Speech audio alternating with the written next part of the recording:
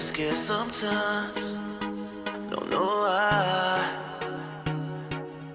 Let my heart live for me, for my galaxies to show me signs.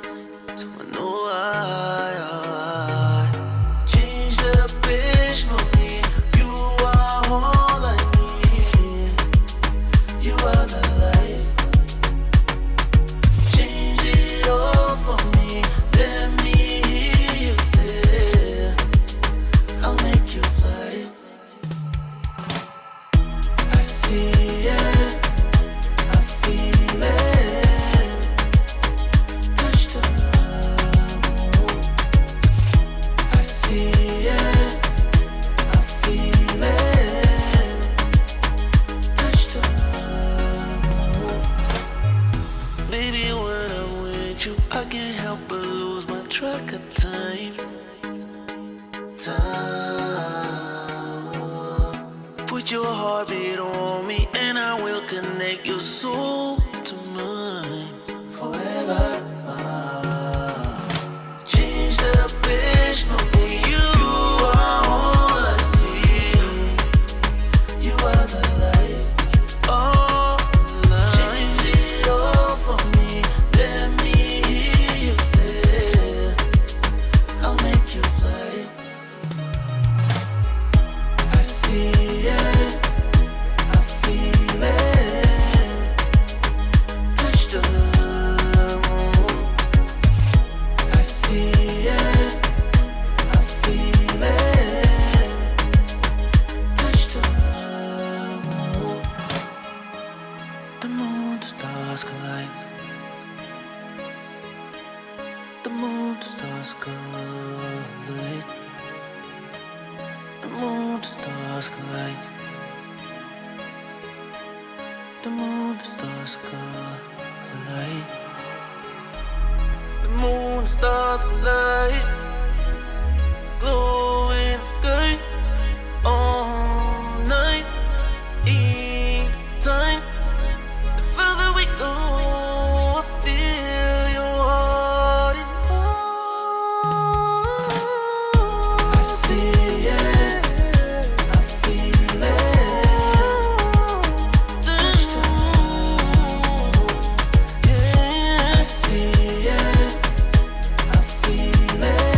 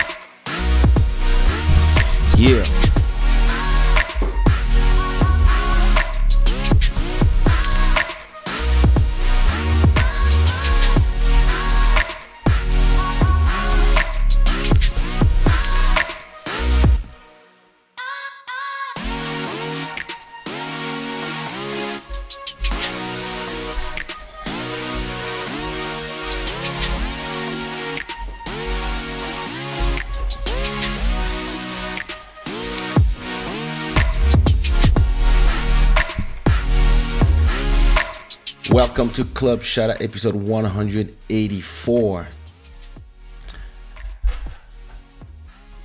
Hey, ça va?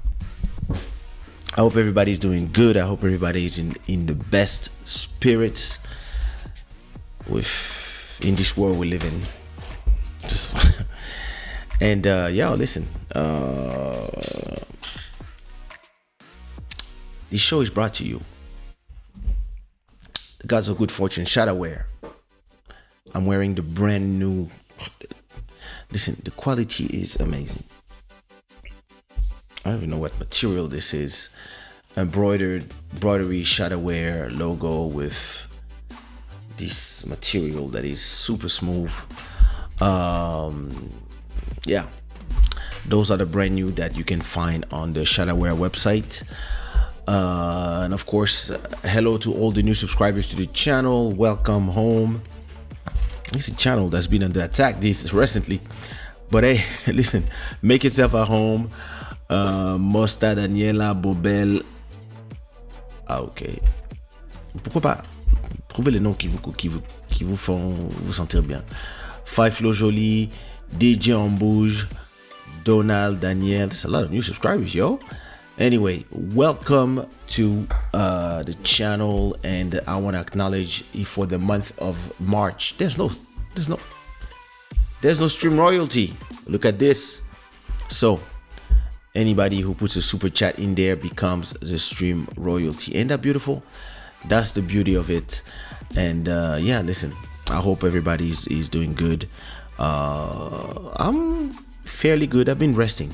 I'm just not working that much. Starting to release a bunch of singles starting not this Friday but the next Friday. So for now, I'm just starting to get in the administrative side of things because I have to protect a bunch of the songs of the album that are not protected yet. I have to send a bunch of songs to Content ID on YouTube. I have to do a lot of administrative work for this album, but also starting to do my rebranding of a few of my brands into the consolidation. So that's a lot of things that I have to do. So that's where I'm at right now. And I hope everybody's fine. Tell me what time it is, where you are watching, and what country you're watching from. As always, you know how we do. Don't forget to put some like up. Everybody that is here has already put their likes. Sorry, I'm removing these things. Charlene is behind the wheel. How are you texting and driving? Don't do this. Just listen and don't say nothing. Hey, Jujuzinha, I hope you're doing good. Elise Boys, how are you? I hope you're good. This show is brought to you by Shada wear. I told you before. La Milliardaire, I hope you're doing good. As I'm doing good. So what did I do this last 3 days since the last show? I've been just painting. I'm almost done with my next NFT drop. I probably have another 3 painting, 1 to finish and another 2 to create, and then I have my whole collection. I think I'm gonna go. I'm thinking about doing what I did is actually I did a collection of women's portraits, and I think I'm gonna call this Cyber Femme. I'm not sure yet, but you know how we do. And I can't imagine, Olga, I can't imagine how you feel. Actually, I wanted to send you a text to call you actually during the show and ask you before I start. I wanted to call you and ask you how do you feel, first of all, telling you that we are with you, and also ask you the news about, because media, media is in the propaganda. Media is in propaganda from both sides. So of course, everybody's romanticizing this shit when there's real lives at stakes. And these are brothers fighting. One which is way bigger than the other.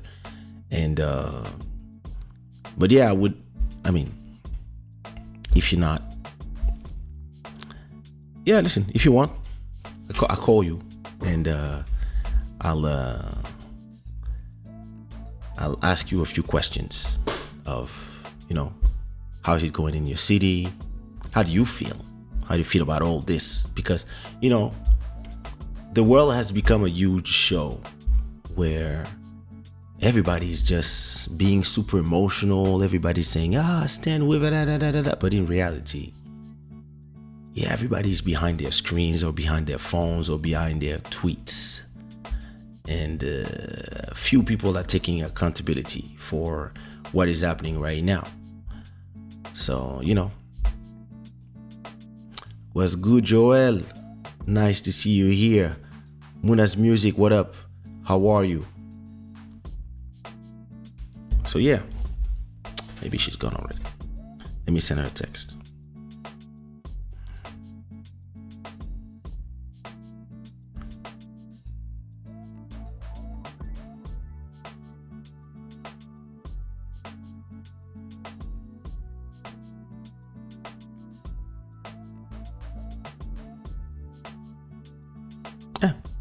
She's not sleeping.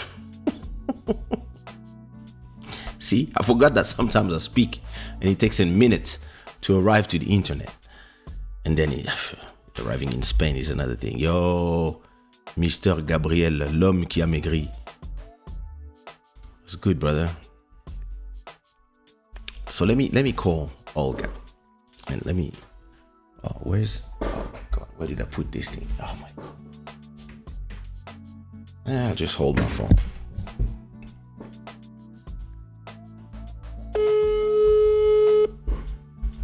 Yeah. Let's call Madrid. Hi, how are you? Hola. Buenas noches. Hola, buenas noches. Buenas noches, todo el mundo. So how do you feel? Well, not good actually. Not good because, it's been a difficult time actually, and it is still. Mm-hmm. And the situation is really, really dramatic. Yeah. I could never imagine that it could come to this, but this is the reality, and we are facing it. And you know that in my case, it's a little bit more difficult because you know that I'm originally from there, and I have all my family over there. Yes. My mom, my brother, his family, my cousins, everybody. How's everybody doing? Well, they are, thank God, they are alive still. Damn. And thank God, thank you. Yeah, the last days it was really, really tough for them because you know that when the military troop they entered, they started like shooting and stuff, and people were like hiding in the basements and the metro and whatever. Mm-hmm. And last night, because you know that they thought at the beginning that they would come like in a couple of days, they would take the country, put out the government, and put a new one. Exactly. And people resist, and Ukrainian people they were like, well, at the beginning they were like frightened, mm-hmm. but then they got like so tough, so angry. They said, listen, you are not coming to our country. We will do everything in order to defend ourselves, you know that. Yeah. So that now what I see is that everybody does all what one can in order to protect. You know, even I see that the normal civil people, they who are not military people, they go there, they apply to enter in the military troops, even women, and this is crazy, and last night. Yeah. I was talking to my mom, and I was talking like, "How are you?" and things, and suddenly she said to me, "Listen, there are how to say combat jets. They are flying over, and I have to run down to the basement, and they ran to the basement, and they started to throw in bombs, basically, to the civil regions, to normal buildings. I mean, not to military strategical places, but just for buildings, And it was so hard. The last night was the hardest for my city because that this is Kharkiv, which is on the northeastern part, which is the mostly attacked right now. I've been there. Yeah, I know. We were together. I know. and then in the morning, like, many people tried to get out. My direct family, they managed to come out. They achieved like the next city, the next closed city, which is called Poltava, which is like 200 kilometers towards inside part of Ukraine. It's not as safe, but it's safer than right now in Kharkiv. Okay. And it took them like from 8 in the morning till 6 in the afternoon to make 200 kilometers. Can you imagine? Wow. And finally they are at the house of some friends. They will sleep there, and tomorrow they will decide what to do, whether they should stay there some more days or whether they should try to go further. But it's not easy because as it is eastern part. They have to go through the whole country. It's like more than 1,000 kilometers till the eastern border, and it's not easy because they are shooting, they are throwing bombs. There are some parts of the highway which could be cut. There are some parts which could be destroyed.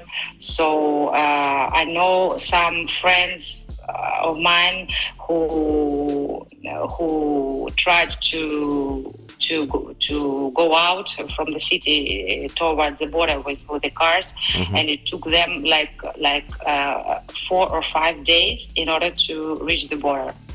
But even if you reach the border, first, for example, only women can go out with kids, because all men they from 18 till 60 they cannot go out. So, for example, my brother, he cannot go out even if they reach the border, So only my mom, his wife, and the girls they could get out. So, and sometimes the connection is cut, sometimes it is good, and me, I'm just on phone like every 3 hours to ask if everything is good, if they're alive. I can imagine the stress.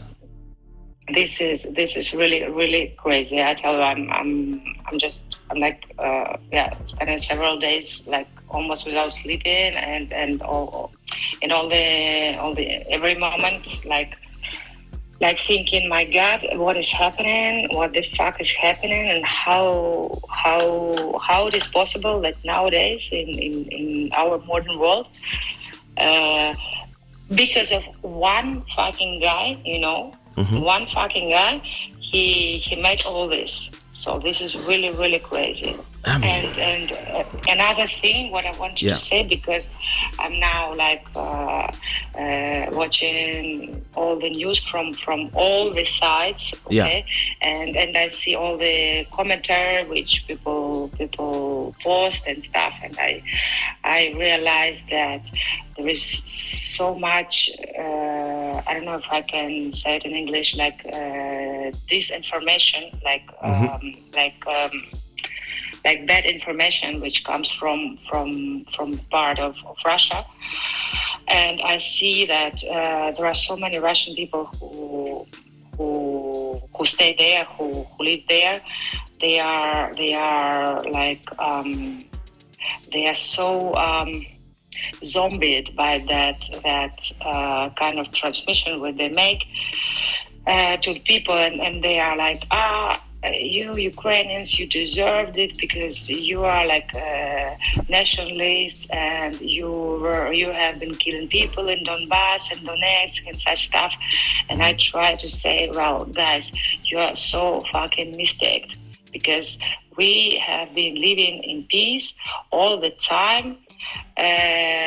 Me, for example, listen, I'm a Russian speaking.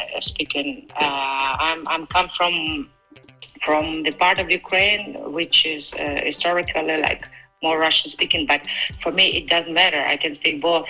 And I had never had any problems with Ukrainian speaking Ukrainian. I mean, we are all Ukrainians and we feel ourselves Ukrainians, and doesn't matter what language we speak. It is like whatever. It's like, for example, you are in Netherlands and you speak like French, Netherlands, whatever, English and stuff. You know, flamenco, and for us it was the same. I mean, Thank you, Master. We had never ever any problems because of any kind of nationalism or whatever. And then Russia comes and says, no, guys, you are not okay. It's like, you know, like imagine that I come to the house of my neighbor and I say to my neighbor, you know, your husband is a bad guy, so let's kill him and we will put you another guy. So this is basically the same. I mean, even if there could be any kind of problem or whatever inside of the country, but it was not extreme, it was never bad, we were in peace, and suddenly someone comes from outside and wants to put their rules or their truth to the country, which is okay. You know, it's like excuse me, like why don't you focus yourself in do good for your own country, because there are so many problems in your country, so why don't you focus yourself to get it better? Why do you have to come into another country and impose them your way of seeing how things should be? So in any case, this is not good. And now I see this commentary from Russians like, come on, you don't have the right information because Ukrainian nationalists, they took the power and they imposed it to your people, so we come to help you. Help us? Excuse me? You have no clue, guys. Really, you have no clues. And the problem is that now, for example, in Russia, they prohibited all the channels which are not like national. People, they have no information. And there are so many people who, well, I understand, because they don't want to believe that this is happening, you know, and for them, it is easier to believe that what they say to them, this is true. Because if they would open their eyes, they would see how dramatic all the situation is. You know what I mean? Of course. So, yeah, this is very... Wow, I mean, I understand. Really bad. Listen, Prayers for your family. I hope everybody will be safe, and everybody that we know, everybody that we dance with out there, everybody that came to the shows. Like it's such a different feeling for me when I know I've been in the city and I see it burning. It's sad. It's a sad feeling, and at the same time, coming from a country that is unstable. Believe me that you wouldn't want to see how the city is right now. Yeah, no, I've seen a few images, and it's. By the way, I will take advantage of this moment. I want to say that we're like moving stuff in order to help. To help at this moment, the citizen, the military, the refugees, and all the stuff. We are moving things. We are organizing like humanitarian like post and stuff. And there are people there are refugees who are like without home, we organize like activities to get together some money to send to them and whatever. So if everyone want to participate, I will. Yeah, you have my contact, and if people would like to participate, so they're welcome. Yeah, basically. Yeah, listen. If you have a website. I don't have a website because nobody was prepared. Yeah, of course. I saw a few websites, but we have contacts. I'm with the community. Well, first of all friends and family what I have, and then of all this Kisomba community of Ukraine. So I have the chat of all of them, and there are always like messengers like, listen, these people need some place to stay. There are like kids who are left without parents. There are some stuff where you can help, different things. So if someone wants to help and he or she doesn't know how to do, so they could contact us or me or whatever, and I could do it myself, or I can put them in contact with organizations or people of trust who can like indicate where and how they could help. Just put your Instagram, your @Instagram on the chat, so those who want to contact to help. Okay, I will. And, I will. Yeah. Will be able to contact you. And if anybody sends you a message trying to do something else than helping you, like going to eat sushi with you, tell them I will kill them. Okay. I'm not sharing. Yeah. And thank you very much. Thank you. My pleasure. It's normal. For your support. Really, we need it right now. Listen, this is crazy.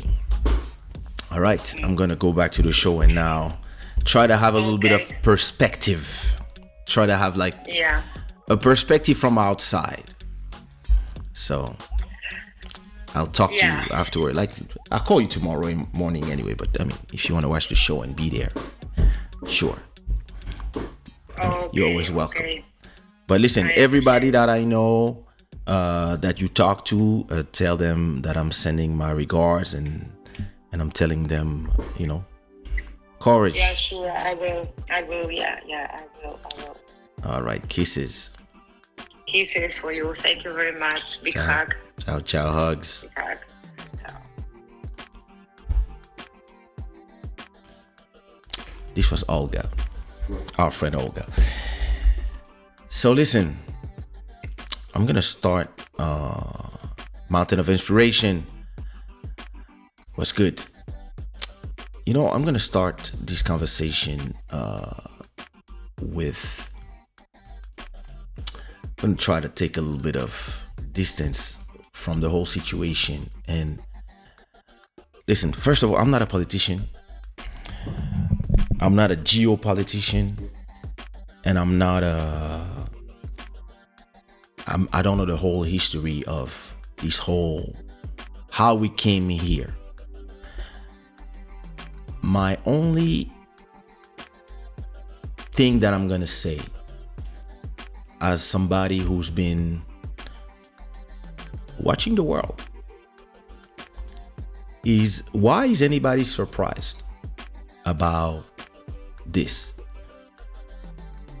I mean, the only thing that is surprising is how brutal it is, or how Putin decided to do it. I believe that he thought it would be fast, and now that he's stuck in there, he's trying to finish it fast because it costs a lot of money. War, you know. And but I'm gonna start with a phrase that I think is very important.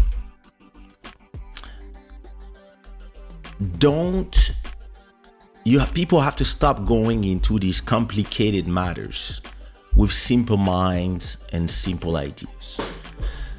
Oh, here's the good ones and here are the bad ones. And now the whole Europe and the US everybody's behind Ukraine, which is normal. It's a country that is being invaded by Russia, and everybody's behind the whole Europe, that we are behind you. And at a point, I'm asking myself, like, when is Europe going to stop being hypocrites? Because they are in part responsible for everything that is happening right now. I don't have like a timeline. Like, listen, I come here, I didn't come prepared. I don't have a timeline of the events of how we arrived here in front of me. I could go get on Instagram, like, let me see, timeline.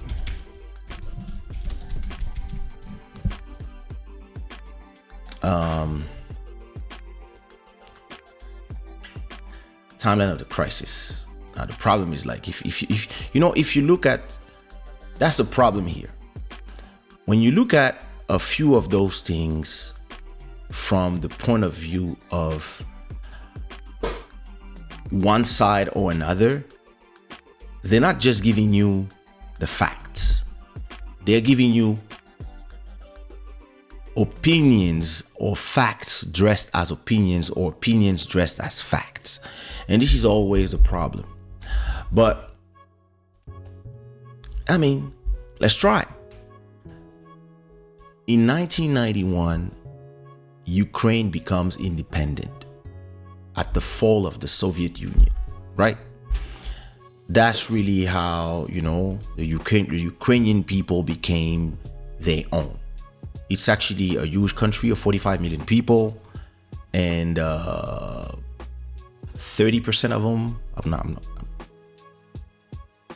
I think more or less 40% are Russian speaking or from Russian descent, especially in the east, of course. And then on the west, you have I saw a map of, and I've been watching I've been trying to, the things people don't do is they see a bomb exploding and they just let go their emotions.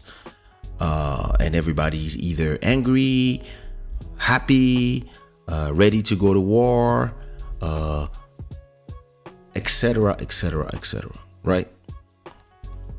I tend to look at things from a little bit of distance and try to understand what is going on and why it is going on. And try to understand, like, and then the more I'm seeing the things that are happening, I'm like, yo, like, look, there's been in 1994, there has been We coming.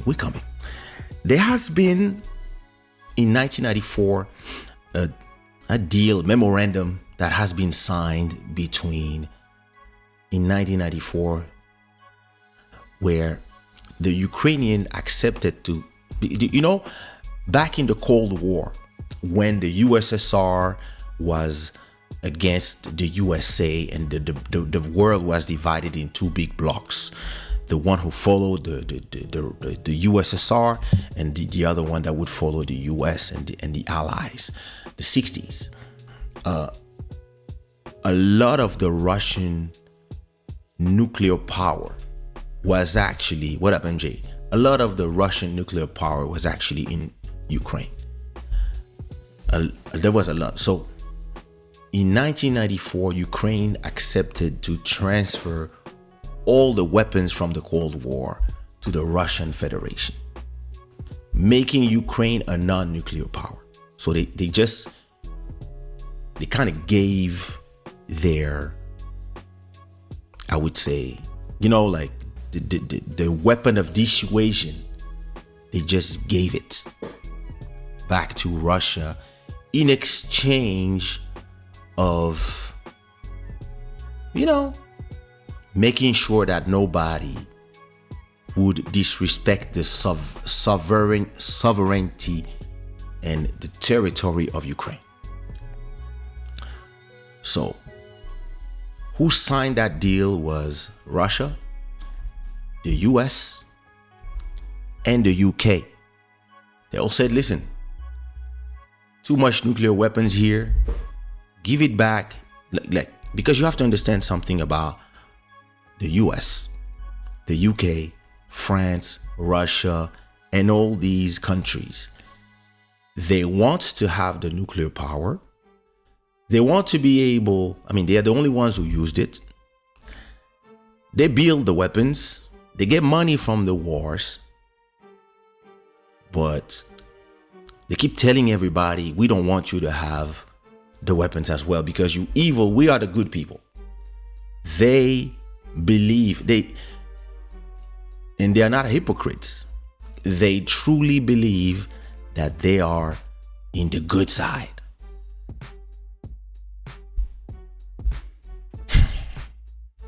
All right. So, this document was signed following Ukraine agreement to transfer all nuclear weapons from the Cold War to the Russian Federation, making Ukraine a non-nuclear power. Prior to this, Ukraine had physical possession of the world's third largest nuclear stockpile. In addition to Ukraine, the Budapest Memorandum was signed by the United States, United Kingdom, and Russia. All the signatories committed to honoring Ukraine's sovereignty and the right to its territory. So, you give all your nuclear weapons, in exchange, we let you live your life. All right? In 2004, there was the Orange Revolution. And a little bit of history. Let's read and learn. In 2004, the Orange Revolution overturns the election results. So, there was a Western-oriented candidate, and then there was another one supported by Russia, and then the one that was more West-oriented was poisoned just before the election. And then victory was declared in favor of the other one, the one that was Russian. Everybody knew it was a fraud. The Ukrainian went to the street all wearing orange, which was the campaign of the guy who was more at the West. And then they forced a revolt and Yushchenko won. Of course, the US, the CIA were behind, trying to meddle in the country as they always do. Right? So,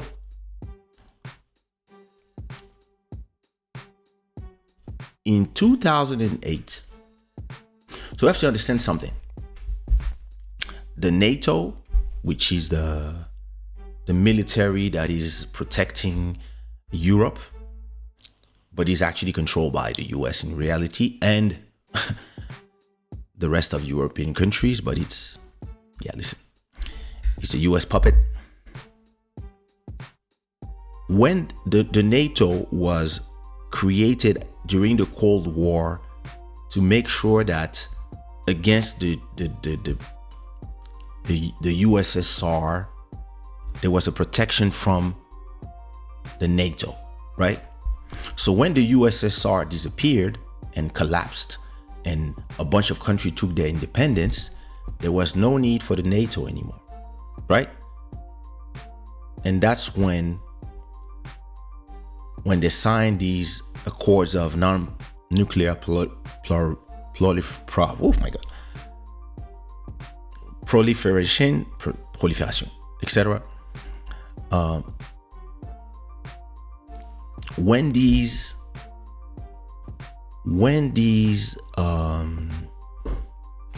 mass electronic, calm down, we're coming, slow down.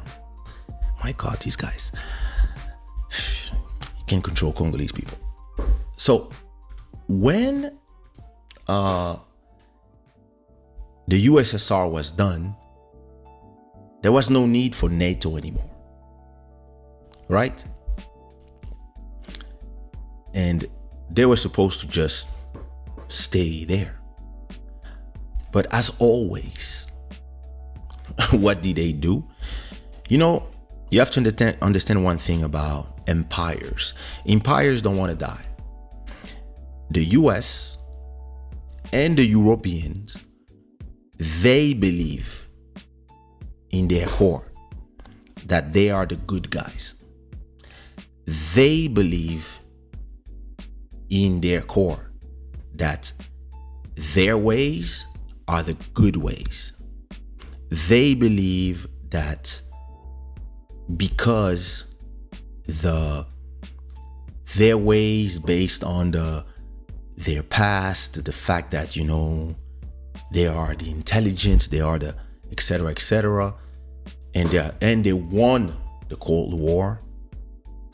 They believe that democracy and their ways to be, their ways to see things, their ways to see culture, their culture, they believe that this is the way.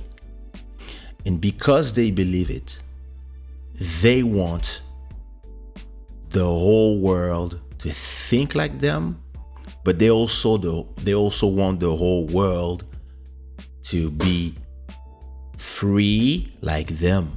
So they want to free people. Even if you don't feel that they want to free you.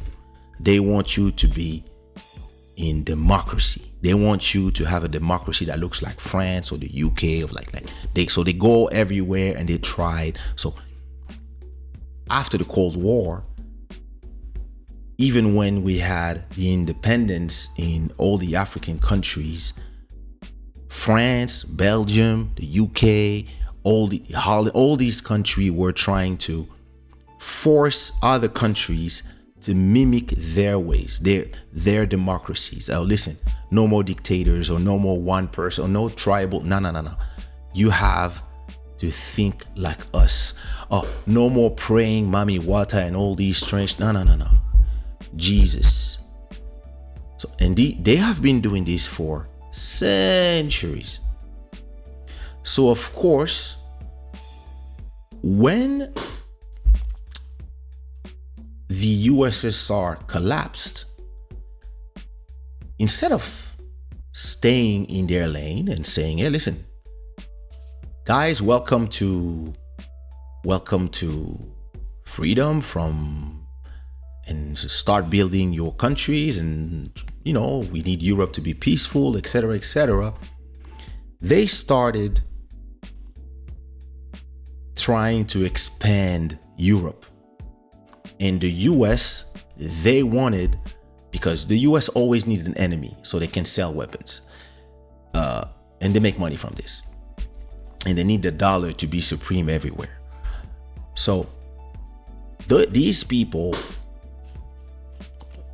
started thinking for us to have peace in Europe, and because we believe that we are the good guys, we need every country in the East to start becoming like us in the West, because we are the good guys. We think the right way. The same way they went to Congo, to all these countries in Africa to bring us, turn us into the next level of humans, with their religions, with their way of life, and with their democracy. They always use this to just try to transform everybody into just like in the West. They don't believe that there's a possibility that other people just think different, and that other society evolved their own way. They really believe that if you don't think like them, and if you don't do exactly like them, right, they will start treating you like either like dictatorship or obscurantism or etc. etc. So they've been doing it forever with the everywhere that, of course, there's oil, or in Africa. They've been doing it, and they've been doing it in the West as well. So they've been trying to have Ukraine become more Western, because they really want their influence to be everywhere. It's kind of stronger than them. They believe that they have the truth of how to live, and they want everybody to live like them. They want everybody to be free, everybody to have internet, everybody to call themselves fluffies and whatever. Like they want that. Listen, it's normal to believe that your culture is a great culture, but it's another thing trying to force it to everybody, or trying to think that making everybody think like you is gonna be good for everybody. Because sometimes it's more complicated than that. That's why I said, don't bring simple minds or simple concepts to complicated matters. So in 2008, and at the same time, the Americans, who are an imperialist, neo-colonialist country, right? They want everybody to be part of NATO. So imagine you, Russia. Listen, wait. I'm not here to defend Russia. Like, what they did is crazy. It's fucked up, actually. Like, I stand with Ukraine. I'm dressed in yellow and there's blue there. So you listen. But, I'm trying to see things from a little bit of perspective. NATO was useless at the end of the USSR. Europe should have its own army. Europe, if it wants to be a bloc that has a future in the conversation of the world, even if they are very rich from all the things they did years before,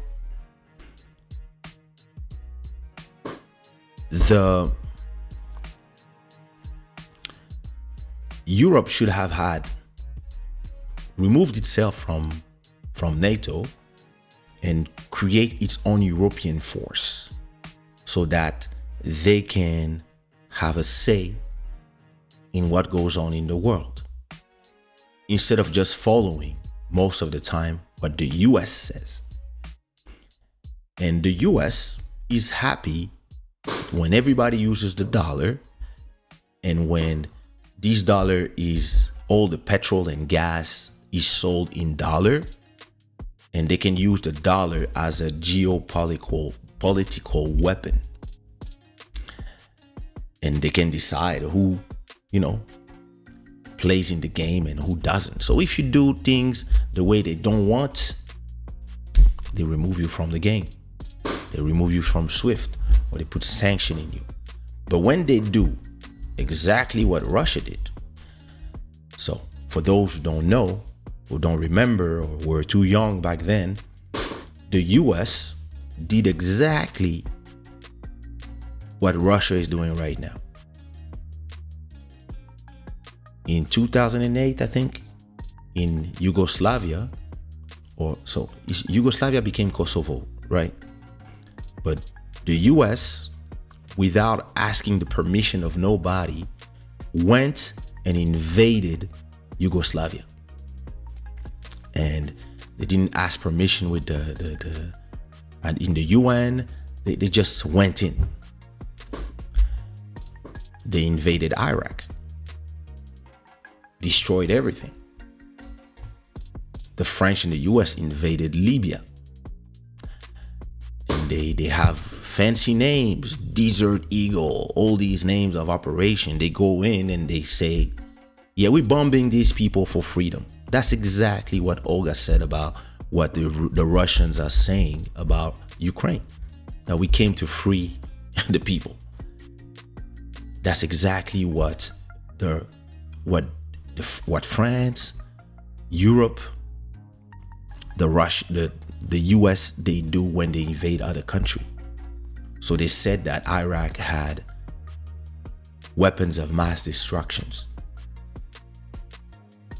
and they believe that they are the only one who have the right to own them.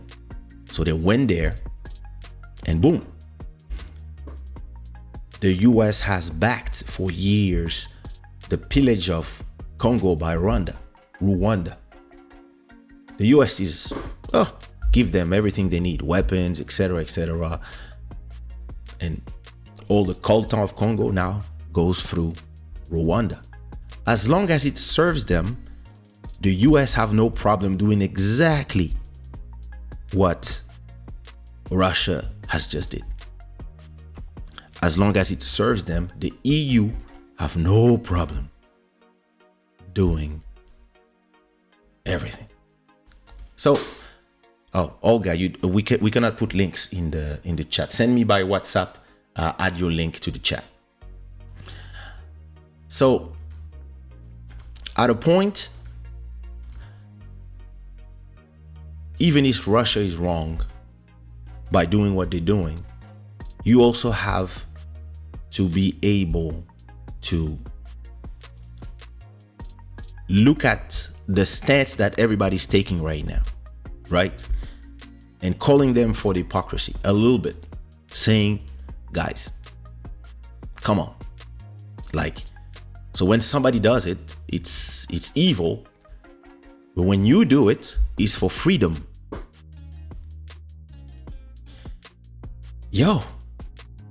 So we have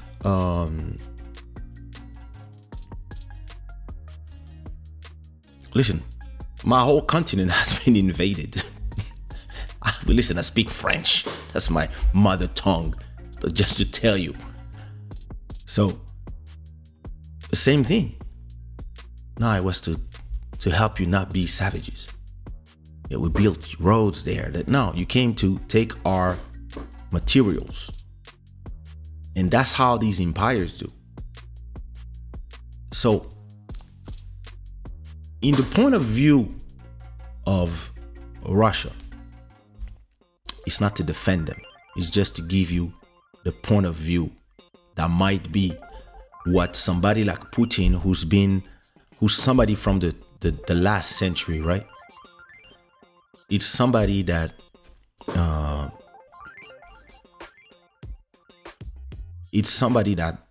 came from KGB, who was there when his empire fell. And maybe he's nostalgic of that time when all these brothers were one in the same house. And yeah, maybe he's pissed off that Yeah, his ex-Ukraine is trying to go to the enemy. And listen, Ukrainian people should be able to do their own choice. If they want to become part of Europe, it's their choice. If they want to become part of NATO, it's their choice too. The problem here is that the EU and NATO has been telling Ukraine all the time, come, you'll be part of it. When in reality, they don't want, because they also promised. They had this deal that they did when we were not born, or maybe when we were kids, telling, listen, Russia, the Cold War is over. You stay on your corner, we stay in our corner, and you're gonna remove all your soldiers everywhere, and we're gonna remove our soldiers. But what NATO did this whole time was expand, become bigger, and be all around Russia. And for somebody like Putin, I'm not in his head, but he might be like, yo, it's a lot of these guys all around me now. And so I've seen 20 years ago videos of Putin saying, listen, you can do whatever you want, but I don't want. Yep, there you go. They said, whatever you want, I don't want American armies, the people who defeated us, I don't want them near my borders. And what is near the borders? Ukraine. So if you see it from the point of view of somebody who's feeling surrounded, imagine if people like the Americans, imagine if Canada and Mexico, which is exactly on the north of America, the United States, and Mexico, which is south, had Chinese bases with missiles. The Americans would go crazy, but they don't see a problem doing it for Russia by trying to install themselves in Ukraine and promising Ukraine, yeah, you're gonna be part of the club. Come. And all of these people have been lying to Ukraine. And the problem here is the hubris of the winners. The Americans and the Europeans, they believe that, yeah, they're cool, they're the best. They are, you know how they call themselves? They call everybody else the axis of evil, and they call themselves the land of the free. And so once you start saying all these things, and when people ask you, but why do we need NATO for?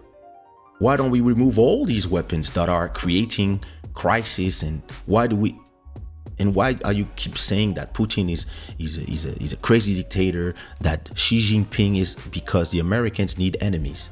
They need to create these enemies and talk about them all the time and how crazy they are. Like small countries like North Korea, they're trying to force North Korea to remove their weapons, but North Korea know, if we lose the nuclear power, these people will eat us, because that's how they are. They have been traitors forever. That's what they do. They lie. And that's why, yeah, they're scared. They're like, they poke with them, but they don't touch them. It's a small country. And this is the problem now. When you have countries who believe that the only truth is their truth, they start insulting the rest, poking at them for years and years and years, and they create resentment. They create China. China is looking. China is like, let me see, because China is asking themselves, should we invade Taiwan? Because China is the same thing. For China, you know, the Chinese, they see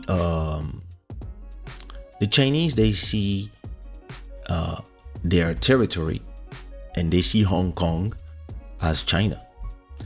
And for them, they don't even understand how Hong Kong for all this time was English.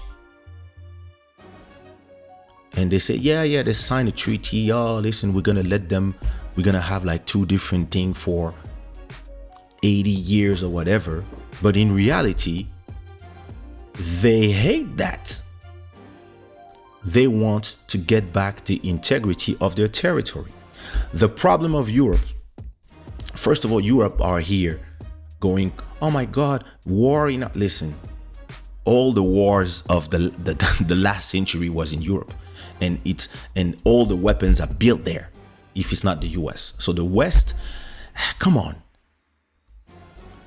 The thing is this, if France lost Corsica or Lorraine or anywhere of their territory, they would go crazy. But they cannot understand that other people are crazy about it. Look, right now in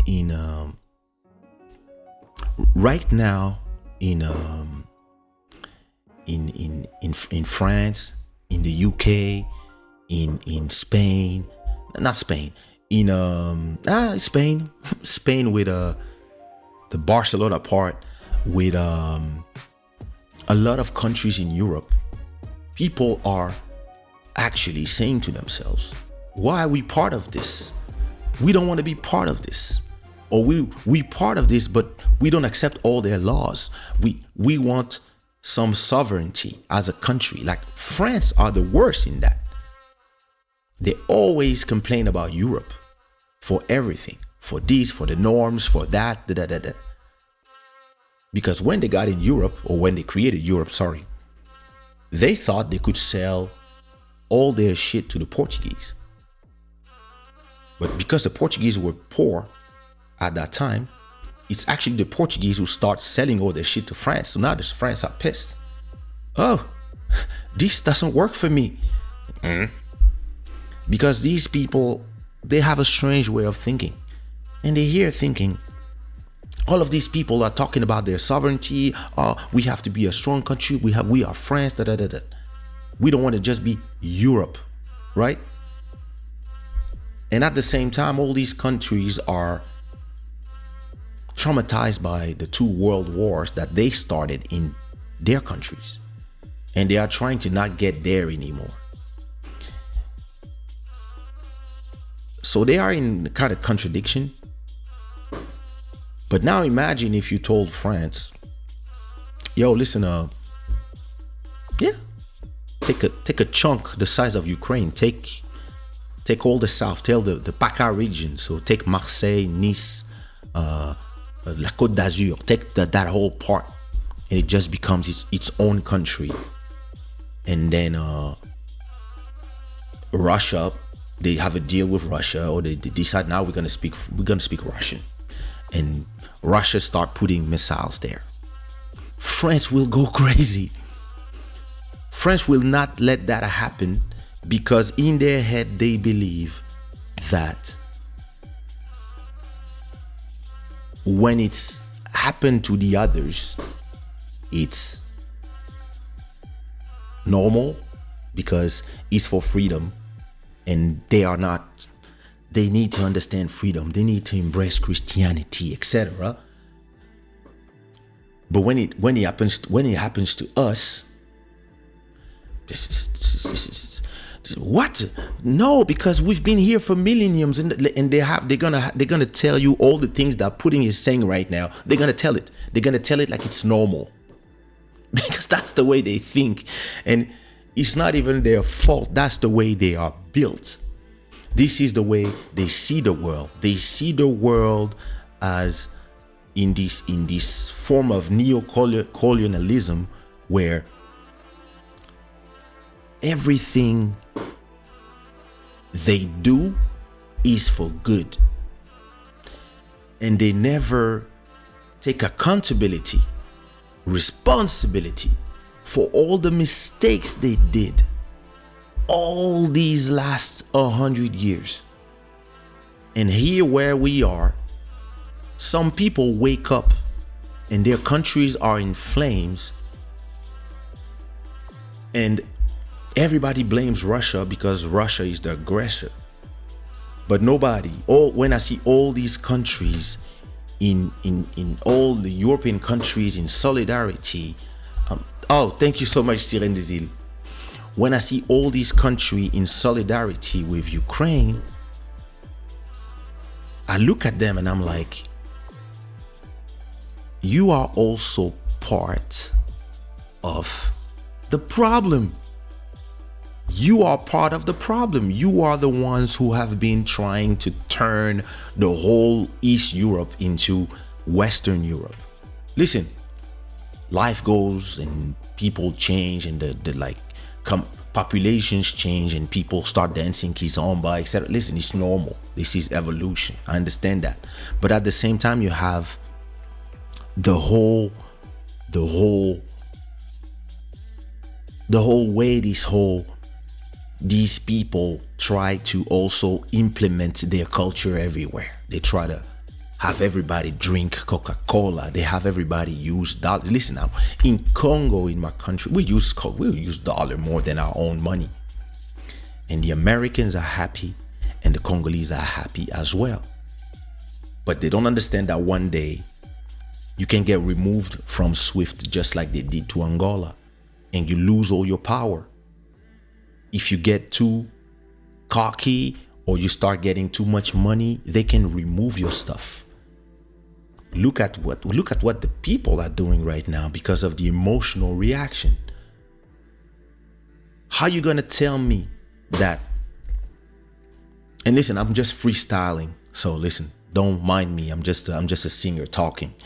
But how you gonna tell me that all the Russian football team cannot play football with the FIFA anymore? Like, we don't even know what they think. But no, done. All the Grand Prix, the drivers cannot participate in Grand Prix. All the oligarchs or anybody who has money, we're gonna start taking everything back from them. When you're gonna have they just brought in, like, now they're starting to say, hey, listen, everybody that is Russian cannot be part of cryptocurrencies anymore. Wait a minute. But you don't even know what these people think. No, we have to show them, we have to but you're gonna create more resentment and you're gonna have people who didn't really care. Now they starting to hate you too. But let me ask you something. When the US invaded Iraq with zero reason other than seizing the oil out there and just expanding their empire, did we stop them from playing football? Because that was, listen, when the US invaded and bombed Kosovo, Yugoslavia, it was also an invasion. But when is the US, we don't want to call this invasion. Did we stop them from playing football, from all these sanctions? Did we do anything? No, we didn't. Because they are the rulers of the world. And for them, the rules don't apply. And to me, like, Putin's decision is crazy. The aggression he's doing to my friends in Ukraine is horrible. But the reaction from the West is hypocrite as fuck. I know, Olga. Don't mind. So, that's this thing where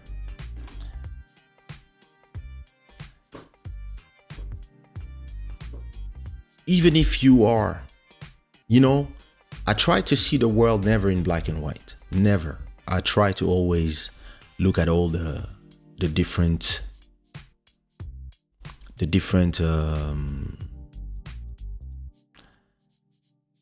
I try to look at everything at the different shades of, and try to have a little bit of,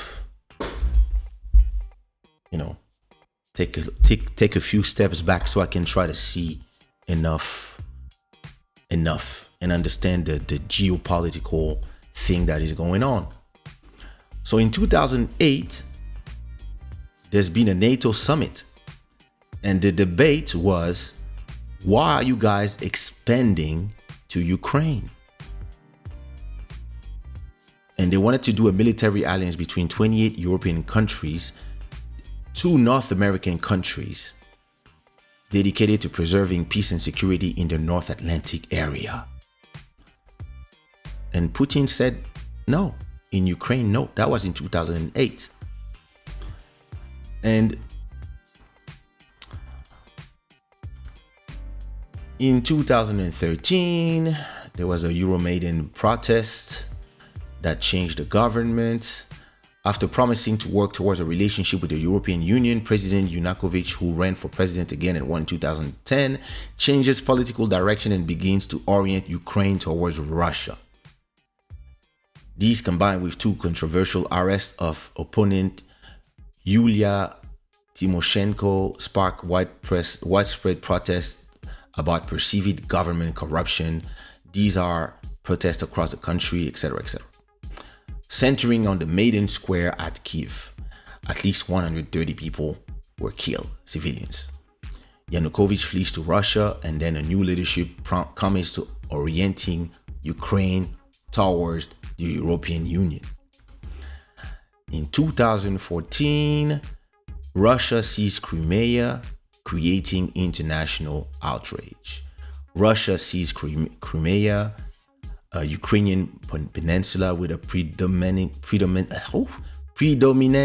ethnic Russian population in the aftermath of the Euromaidan protests.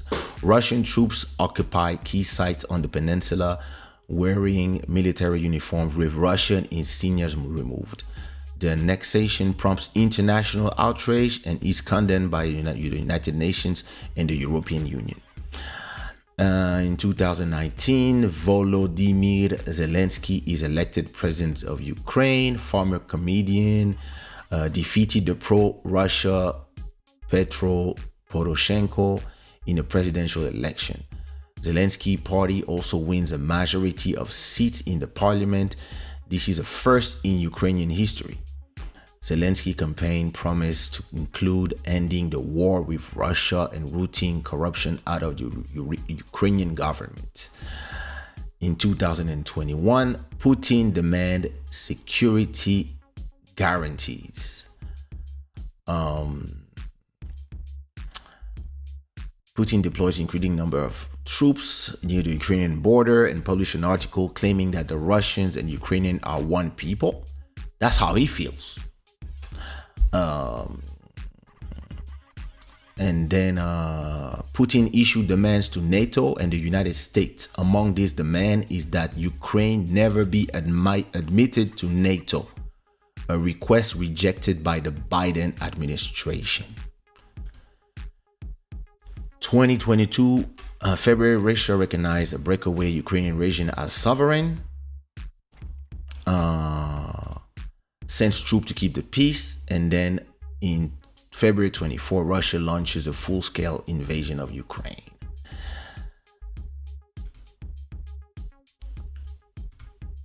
So the thing is here, like,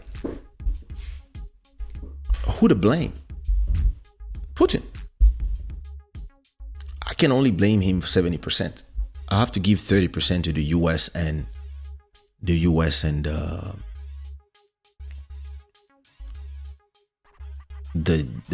Europe. NATO and the ever expansionism of their idea that everybody has to become like them, to live the way they live, to enjoy and to forget their culture the way they want. Like all these, you know what I mean? And yeah, listen,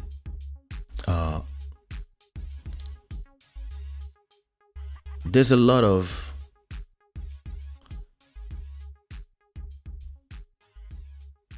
posing, in my opinion, and everybody knows that they don't want to go to war. So they will try to put sanctions, they will, but China says nothing.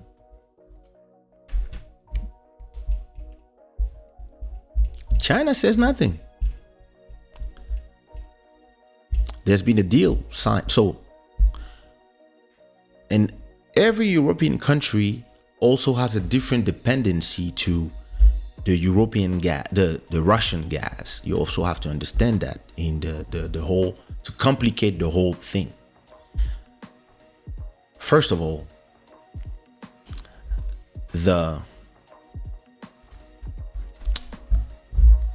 I know you love me. I love you too. So you have to understand one thing. Germany, for example, is dependent when it's cold on Russian gas at 60%. The Americans would love Germany to buy American gas instead of Russian gas. France, I think, is 20%. And every country has different percentages. But if the gas doesn't arrive, like let's say next winter, let's say next winter, the gas doesn't arrive in Germany anymore because Germany did a choice, you know. Germany did a choice that was a choice of to completely end nuclear power, not arm, but for electricity, and stop coal as well, to become a green country. But they are 80 million people. They had not enough infrastructure, green infrastructure. So what they had to do when they did those choices was to start buying the electricity from France that has nuclear energy, and to also buy the gas from Russia. So they have this pipe from Gazprom that arrived directly in Germany. And when they say, oh, we cut Russia from SWIFT, that's not true. They cut some banks, because you have to understand one thing. When you do sanctions in a world where everybody is connected, when you start doing sanctions, those sanctions don't just go on one side. They go on both sides. Let me give you an example. If you beef with China and you say, starting now, no smartphone built in China can be sold in the US. It's over. China can reply to you, well, we will not build anything for you anymore. And by the way, iPhones cannot be sold in China anymore.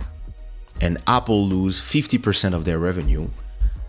You lose 50% of the taxes that it brings to you. It's not just like, we're gonna do this, and it's like, no, listen, this is for TV. In reality, when you stop talking to your ex, when you have a girlfriend, it's over. Well, you're not gonna fuck anymore. It's over. You're gonna be with other people, but she's gonna be with other people too. And maybe when she's gonna be with other people, you're gonna start crying. This is the reality of life. But you're gonna be everywhere to your boy saying, yeah, yeah, fuck that bitch, I don't care anymore. I'm free. And then you're gonna see her walking with somebody else. And you're gonna be like, what is this pain that I feel?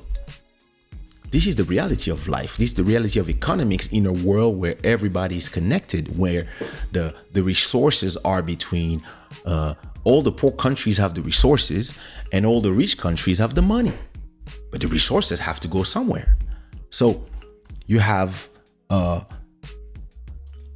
these resources in China, in Africa, in Russia, and then you have all these people who pretend they're gonna cut you the money, but they need you.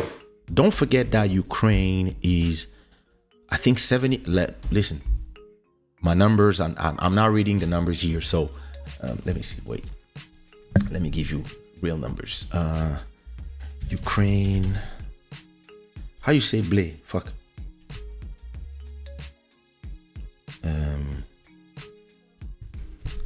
How you say production, exports? Let me see.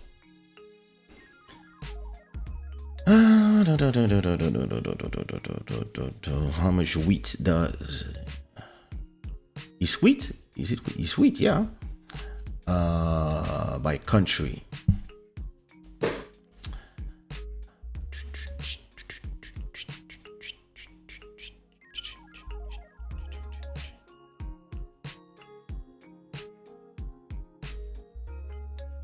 That's exactly true.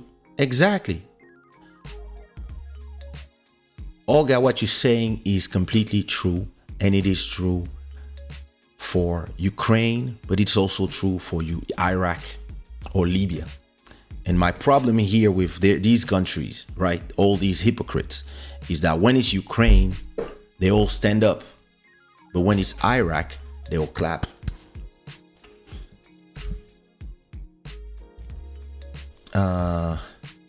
I know that there's a lot of wheat that is I think Ukraine does a lot of wheat and maize for Egypt, Turkey, to a lot of countries, you know, like and so we also have to think about that part as well in terms of it's wheat. All these countries are interconnected. Don't forget that everything that we use is manufactured. I mean, everything electronic that we use is manufactured between China and Taiwan.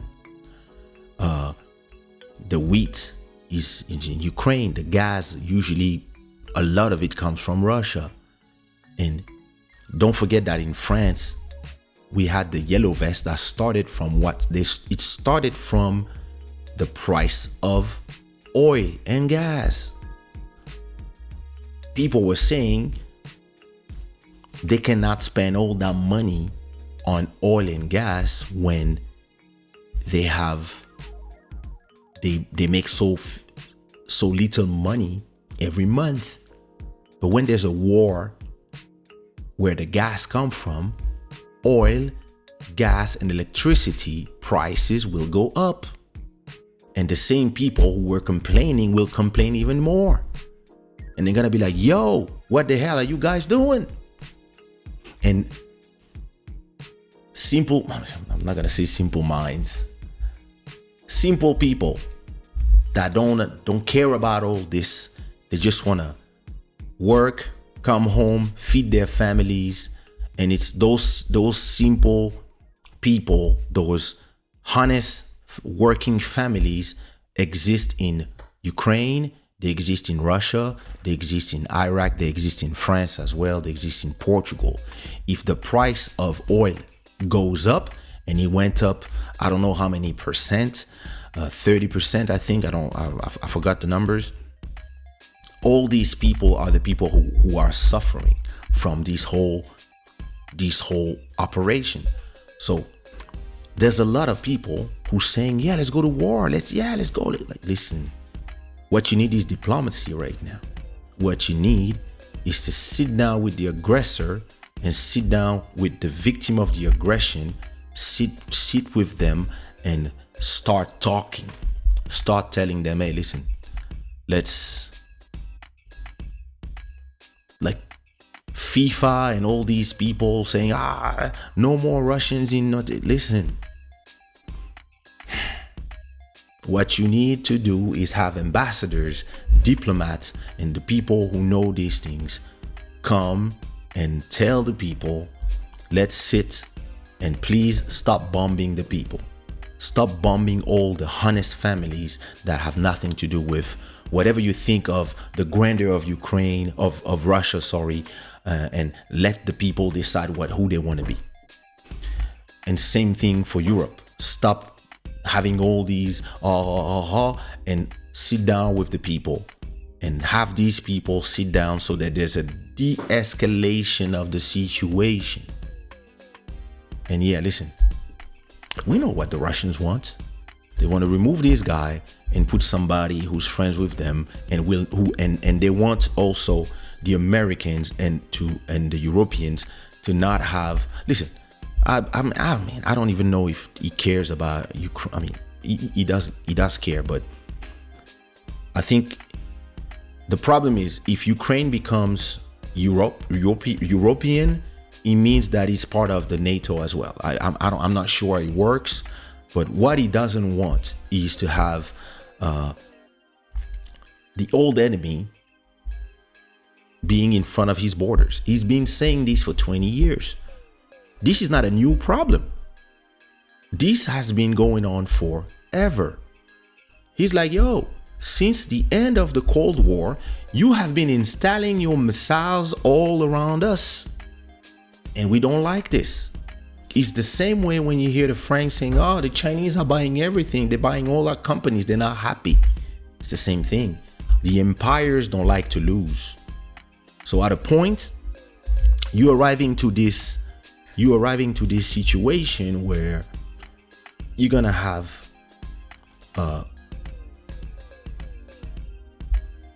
to sit those two down. I mean, they're already sitting. They're already starting having conversation, and they need to come and sit down. And the Russians will say, listen, we want this, this, and this. Probably they will say, we don't want you to be part of the NATO because we don't want American weapons near us, and we don't want us to be part of Europe, maybe. And we don't want you as a president. So they will negotiate, they will find a solution, and maybe on the Ukrainian side, they will say, we want immediate ceasefire. We want all the troops removed from here. And okay, maybe we will not be in the NATO. Maybe we can sign this somewhere. Who knows? And listen, don't think this is not hurting Russia. The more this goes, and the more, of course, it is hurting the Russian economy and the normal Russian, the normal person who has nothing to do with this, who just want to chill with their iPhone, watch YouPorn. All these people, they're like, what the fuck? Like when I was in Ukraine, actually, it was full of Russians, Armenians, Ukrainians, and everybody was there, like brothers and sisters. I was not seeing the difference between one or the other. The same way I don't really see. I mean, I can see the difference between a French and a Belgian and an English. I can see because I've been in Europe for so long. But I mean, you see what I mean? It was just everybody was there dancing, being happy, and being friends. And we just came from St. Petersburg, and we just came for the love of Kizomba, and everybody was speaking Russian. So I mean, I didn't understand what people were talking, but it was just, and we knew that not far from there was Lugansk and the whole Donbass area was not far, it was an hour away. So I was like, you see what I mean? So it's this thing where all of a sudden you have somebody who's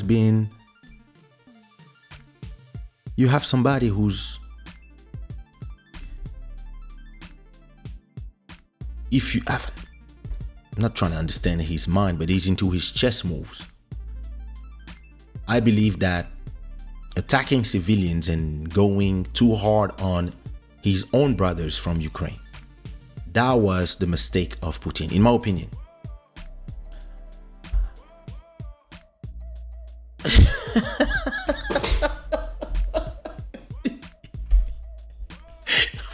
Not those, eh? That's true. Oh my God. Wait a minute. I forgot to give people Olga's Instagram for those who want to contact and help. Master Electronic, leave Olga alone.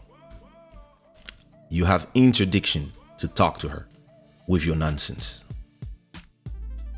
We know you. You are unfaithful guy.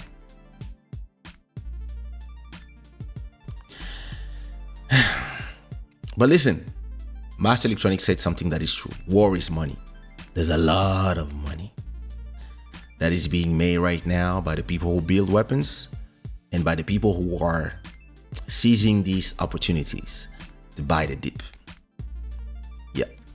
The powerful always dictate the terms about. Listen, something interesting that you're saying here is that when the Atlantic side, the Europe and the US won the Cold War, they dictated a lot of things and they started seeing Russia from up. And they created a lot of resentment for a long time. And that's the problem with these countries. They have this way when they win, they don't know how to win. And they start dictating stuff to other people. And then it comes to bite them back long after. This is usually the problem. And you should have worked with Russia all these years trying to, appease them and not make them feel belittle them. Because this is what you create. You create people who are, listen, going with crazy ideas, saying, oh, listen, I mean, some people don't even believe that Putin is trying to recreate the USSR from back in the days. He just don't want to feel a prisoner of this whole neo-colonialism. Like, he doesn't want to have all these weapons around him. And yeah, of course he's gonna be, if this is what he knew and he has an idea of what Russia is and the big empire of back then, that's what all these countries, listen, the French, you think the French don't regret the back in the days when they had all these African colonies, slaves, and of course they regret that. That's when they make all their money that they're spending right now. That's when they became rich. So of course, some of them, not everybody, of course, please, but some of them, some who have like all the ones, they regret French Algeria. They will tell you. They regret a part, like just as some German regrets a past, or the Italians regret the Roman Empire, or the UK. Listen, do you know that Queen Elizabeth 50 years ago, 60 years ago, I don't know, in her reign, at a point she was the queen of a fourth, 25% of the population of the world belonged to the UK, India, South Africa, like all these countries belong to them, to her.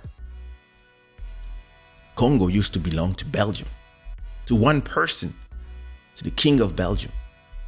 Killed way more people than the other one that I'm not gonna name, so my channel does. Listen, this video is gonna be demonetized, that's for sure. But listen, all these people are here insulting Putin, but all of them are regretting a certain past. And yeah, we have to move forward. We cannot live in the past. But some people who are still here, they are Yeah, they're gonna regret a past that they knew because this is what they grew up in. Maybe after them. The lesson here is, after these people, are you gonna keep treating the Russians like you treat them in your movies and showing them at the Olga, don't make me laugh. Like, are you gonna keep like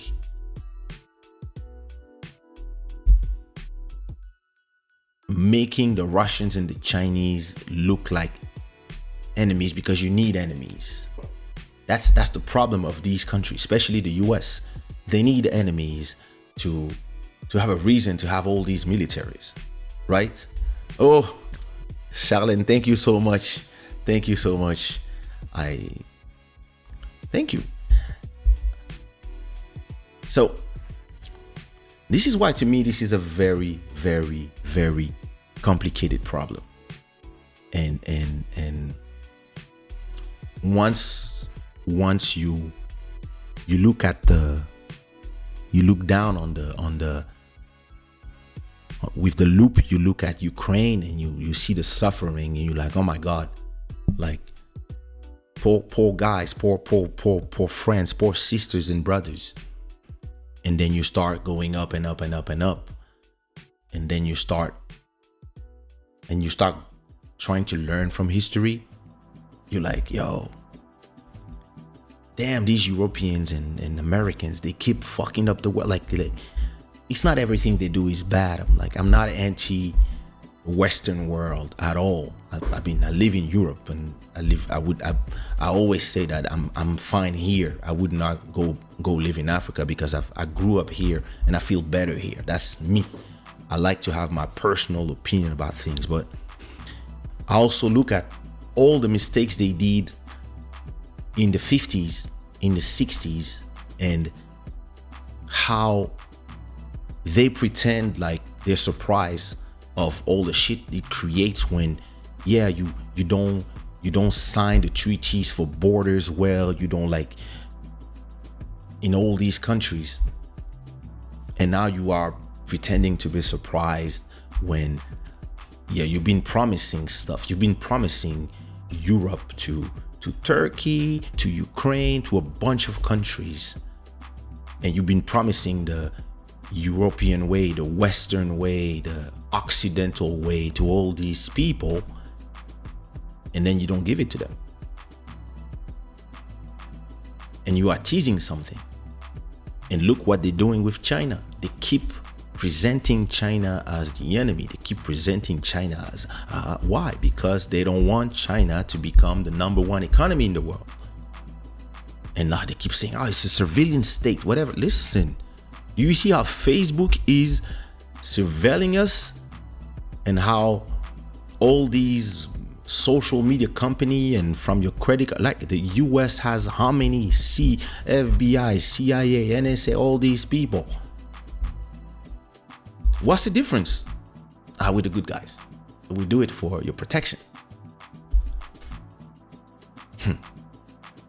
So this is where, like, I believe that all of us have to try to take a step back, as emotional that we are and as close as we are from every situation, and try to read a little bit of the history to understand how we arrived there. For every situation, always try to understand how we got there, and always try to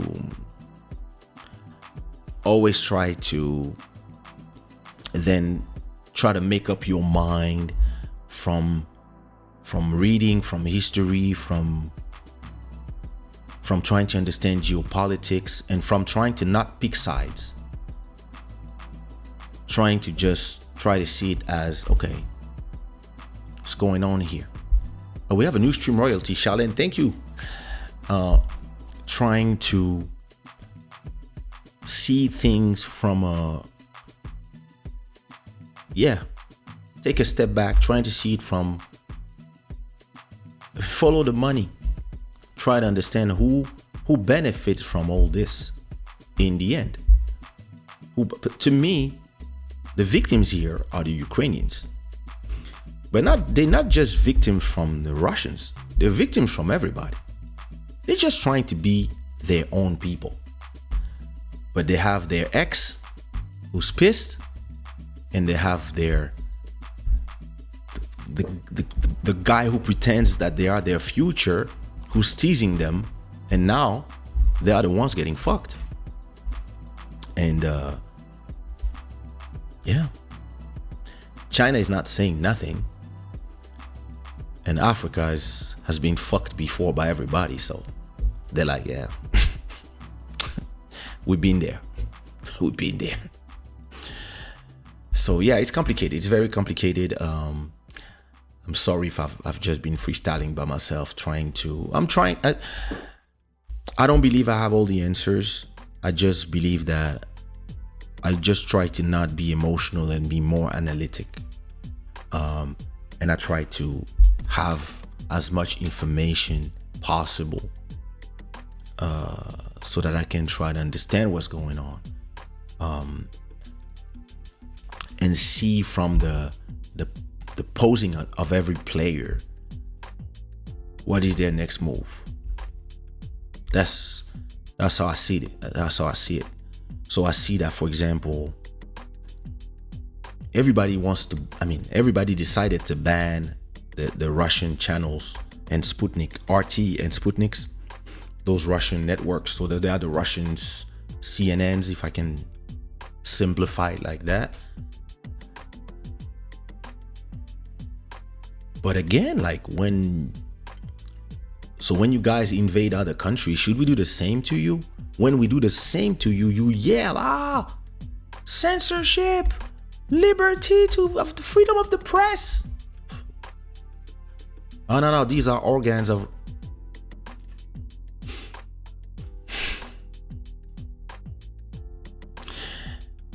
You're not helping your own cases by all these. You see what I mean? Like,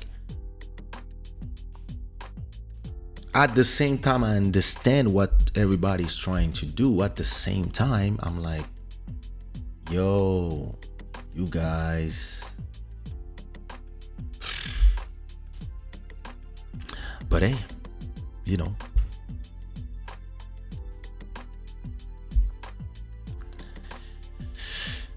Yes. Damn, I'm far away in the comments. You didn't send me the link, Olga.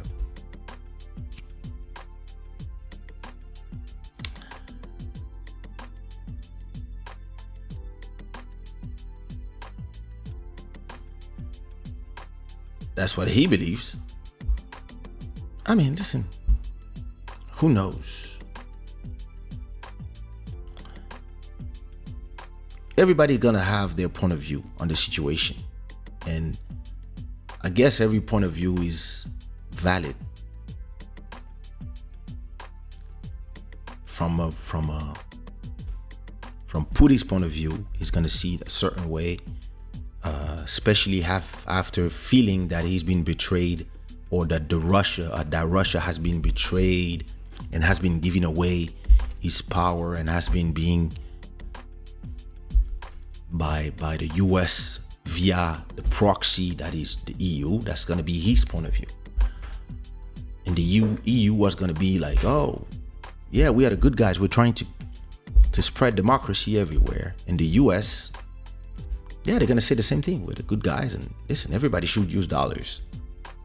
And yeah, you know what you're going to do.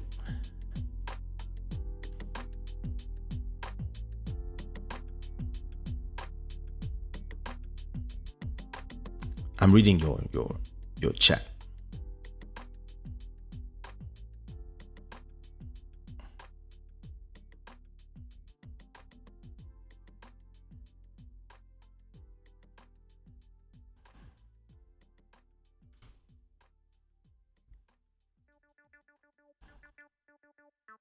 Damn, so many chat. But it's good. I mean, I like that while I'm talking, everybody's doing everybody's having their conversation. That's great. Thank you so much. But you know what? Do your own research. Try to read. Try to inform yourself. Try to inform yourself. Don't get your information just from one source. What is important? I mean, I try to really inform myself this way.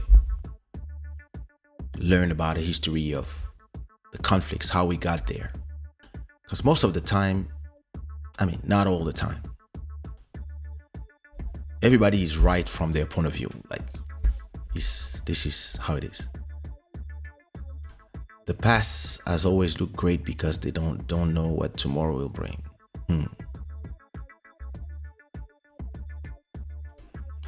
You might have, nah, please.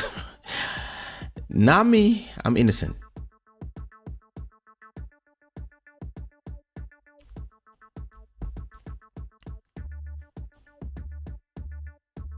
I hope you're not driving.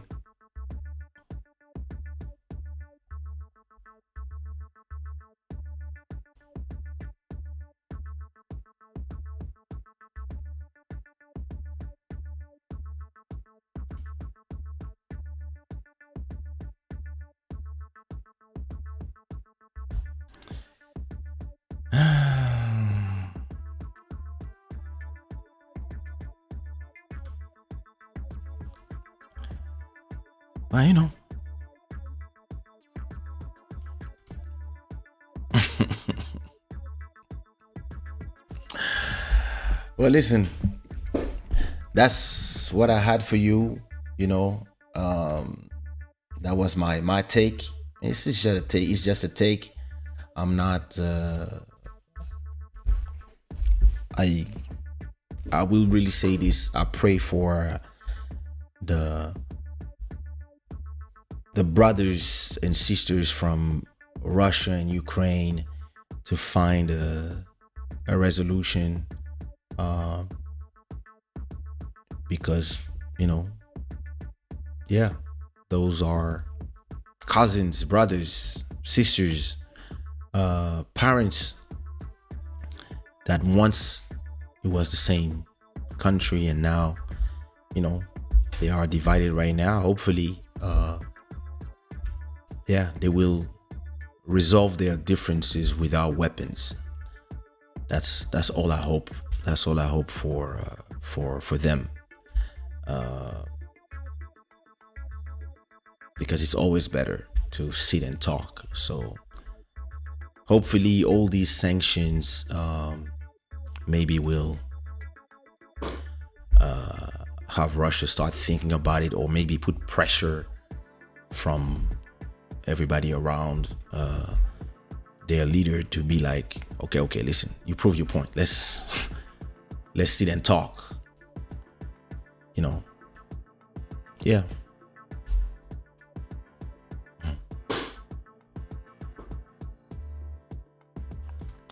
Come on, man. Stop hoping strange things for me. Everybody's talking about it, so I can talk about it too. No?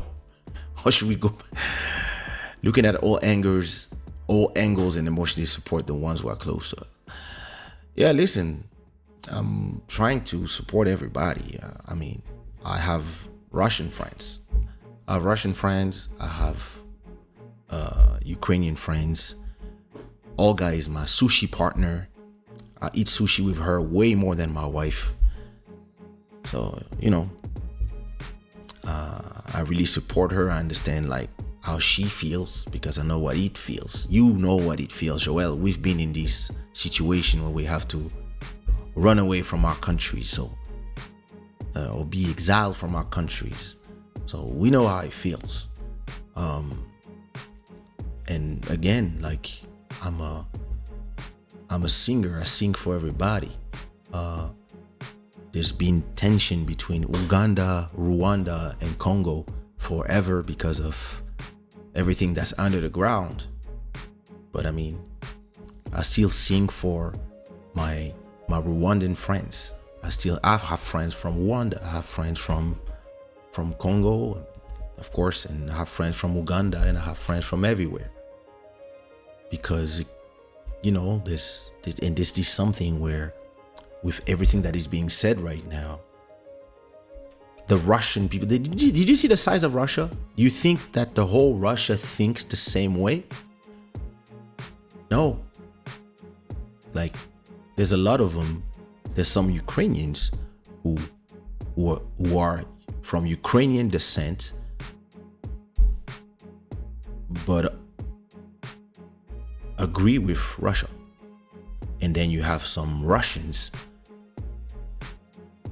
that are full Russian. They agree with Ukraine. Because this is the world. Everybody has different opinions, and it is dangerous, in my opinion, to just say the Russians, and ban all the Russians from crypto, ban all the Russians from competitions, ban them from everything. It is complicated because when you ostracize countries, what they're gonna do, they're gonna start doing their clubs between themselves. So China and Russia just did a deal to do a gas pipe. The BRICS, Brazil, Russia, India, China, and South Africa, they are creating their own monetary system because they are tired of the US arriving and saying, oh, we're going to ban you, we're going to sanction you from the things that when we do it, because it's for the force of the good, we have the right to do it, but when you do it, you're evil. So this creates a resentment. There's a lot of countries, even Europe. In Europe, there's a lot of countries who are starting to say, yo, these Americans have too much power. Look at Angola. Angolans were rich as fuck. And the Americans just arrived one day and they cut them from the SWIFT system. And all of a sudden, Angolan banks have no access to the dollar. So you can be a multimillionaire in Angola, live very well out there, and you poor in the rest of the world because you don't have access to US dollars. Okay, let's say you don't have access to US dollars, but can I get euros? No, because the Americans will tell Europeans, if you decide to work with people that we don't want to work with, you will see what we do to you. This is imperialism. And this is where there's a lot of countries that are now starting to say, listen, the US as the world reserve gives too much power to one country. And the Americans, they're like, no, it's fine like that. Of course, they want to keep being the leaders of the world. Some countries are saying, listen, France has been saying, remove ourselves from NATO and let's build a European army. And we remove all these people from, because the American troops all around there, let's remove them and let's have a European army that defends Europe. And the American says, no, you can't. Some countries are also saying, let's stop using the US as a reserve currency and try to have a mix of Chinesian, maybe a little bit of euro, a little bit of dollars, and a little bit of India, Russian, or maybe something like Bitcoin that doesn't belong to nobody, that is just, maybe it can become a reserve and people trade in a money that doesn't belong to anyone and nobody can use as a geopolitical weapon. And the Americans say no. But the Russians, the Chinese, they're like, let's build our own system. Because, and remember what Gaddafi was saying. Let's build our own African money backed by our own gold so we can get back our power. And then a bomb came from somewhere and boom, goodbye. So there's a lot of things that are moving at the same time, and you cannot look at these situations just from here. You have to look at the whole thing, if you can, of course, if your emotions are not to, It's good CV beats.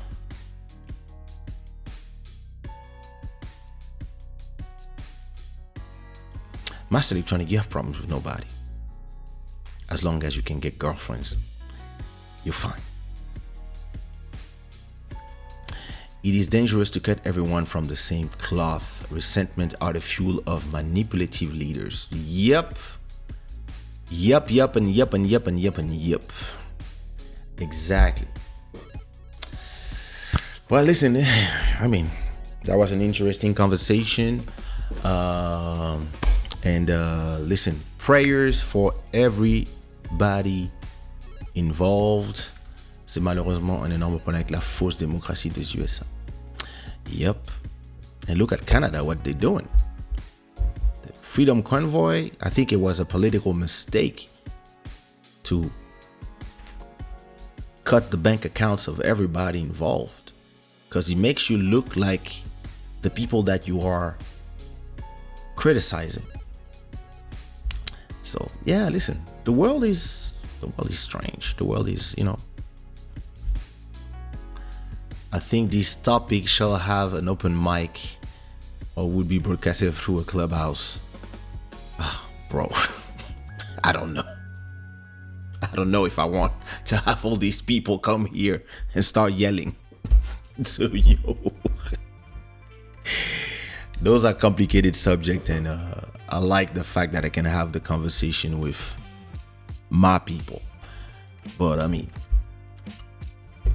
for everybody else, there's the replay. They will. I don't even know if I can cut this in different,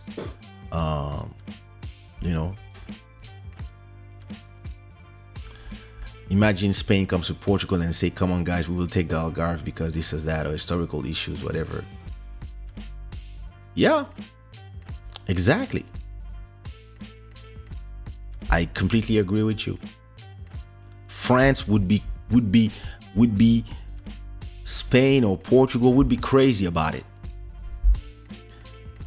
But at the same time, they don't have problem doing it in Africa, doing it in Syria, doing it in the other countries. They went to Indochina. They don't have a problem but because it's not far from home, all of a sudden they have a problem. But yeah, listen, it's a sovereign country, and the sovereignty of that country should be respected. And the problem here is that it is located between the interest of two blocks. And yeah, that's fucked up. But I agree with you. That's exactly like those people would hate that.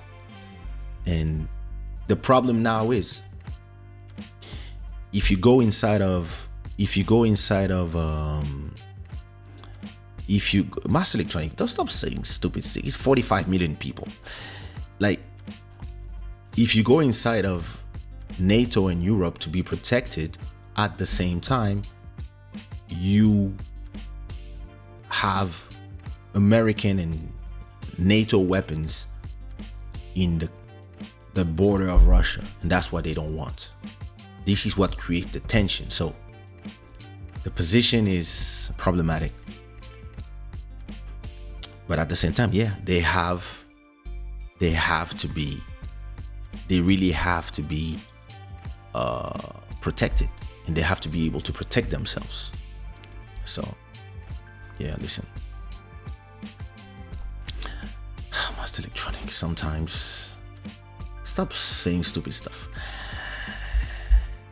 Well, listen, that's all I had to say. Listen, I hope I can go back to Kharkiv when it's rebuilt and the flowers are back, and I can dance kizomba with the beautiful people of Kharkiv and visit Kiev with you, my friend Olga, and we'll take Master Electronic so he can get himself a Russian girlfriend and stop pissing you off. It's not a bad guy. He's just Congolese. Don't mind him. What music can I make you listen to? Listen, I'm gonna make you listen to now. It's not a good idea. I'm gonna make you listen to a track actually from Angel City 2 that is called Wild Cowboys. And yeah, you've been listening to Angel City 2 in the back this whole time. And yeah, listen. Don't forget that you can get those beautiful Shada wear sweaters. My wife already told me that after this live, this belongs to her. So I guess this is the only time that I will wear this. I really love it. The quality, it's really nice. And like, yo, listen, it's really, really well done product. So please go and find this new product in the Shada wear store. I forgot to put the logo here. This show is brought to you by shadaware.com. Gods of good fortune. Thank you so much for watching. I hope you enjoyed. If you enjoyed the conversation, put some hearts or some peace sign to support peace from both sides, and hopefully it will come soon. And listen, everybody, spread love always. This is the motto: spread love always. So put me some peace signs in the chat, and I will see you. What was the song I wanted to play? Wild Cowboys. I will see you when I see you, which means Sunday, I guess. I don't know what we're gonna talk, but we're gonna have a lighter subject because that was cool. I mean, if you enjoy the conversation, tell me, Kaysha, that was not so bad. But peace, put some peace signs. Give me some peace signs in the chat. Peace.